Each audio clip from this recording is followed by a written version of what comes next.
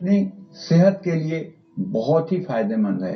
कहते हैं कि यदि सूर्योदय के समय आप सूर्य को अर्घ दे करके और सूर्य की रोशनी में 12 मिनट या 24 मिनट खड़े होकर के गायत्री मंत्र का जप करें तो कभी आपके शरीर में विटामिन डी की कमी नहीं होगी।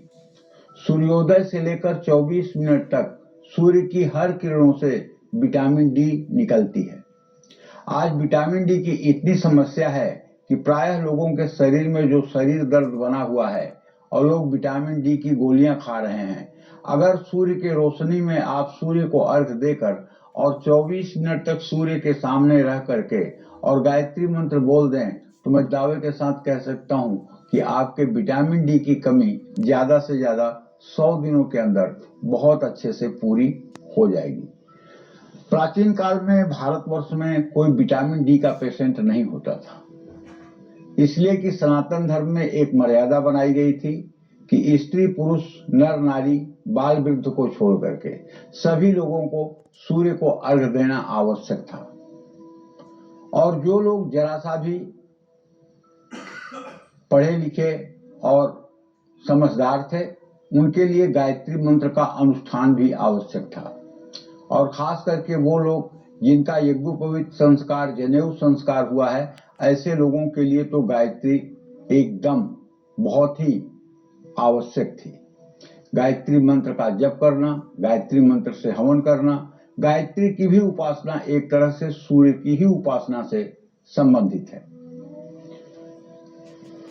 सूर्य एक ऐसा ग्रह है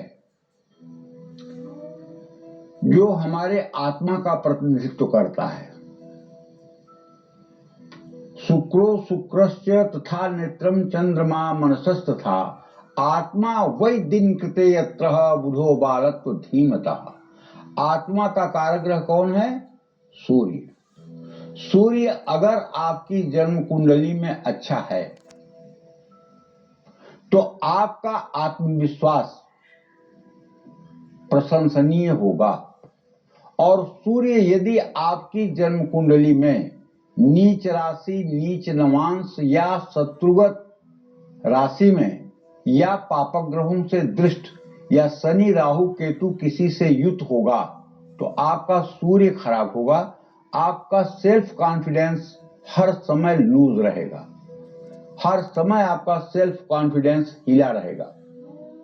आपको सब कुछ आता है, पूरी पढ़ाई आपको तैयार है, लेकिन अगर सूर्य खराब है तो टाइम टेबल आते ही, एग्जामिनेशन का टाइम टेबल आते ही आप धीरे धीरे बीमारी की तरफ बढ़ने लगेंगे। कारण आपके मन में एक अविश्वास पैदा होगा कि मैं तो कर नहीं पाऊंगा, मैं एग्जाम कैसे करूंगा, ये तो बड़ा मुश्किल है, ये तो बड़ा टफ है। ये परिस्थितियां आपको बीमार कर देंगी और एग्जामिनेशन का डेट निकलने के बाद फिर बिना किसी दवा के आप ठीक हो जाएंगे।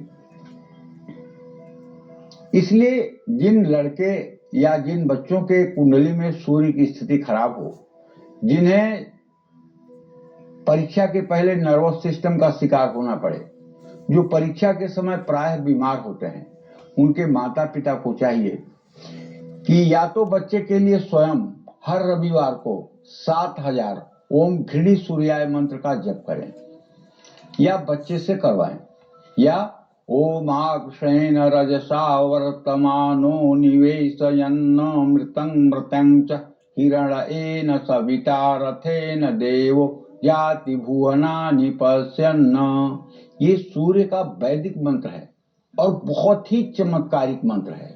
अगर इस मंत्र का 31,000 मंत्र जप 12 ब्राह्मणों द्वारा एक दिन में करा लिया जाए और हवन तर्पण मार्जन करा लिया जाए तो मुझे विश्वास है कि अगर इस पूजा में वो जातक बैठे जिसका सूर्य खराब है तो तत्काल हवन के बाद ही उसके अंदर पॉजिटिविटी महसूस होने लगती है।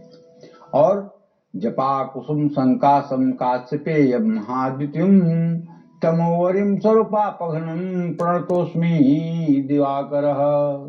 अगर इस मंत्र का भी 108 बार ऐसा बालक नित्य उच्चारण करे तो कभी उसे सूर्य के नकारात्मक प्रभाव में जाना नहीं पड़ता है, बल्कि वो सूर्य की सकारात्मक ऊर्जा से अपने सारे जीवन के लक्ष्यों को पूर्ण कर लेता है। जय मां विंध्यवासिनी।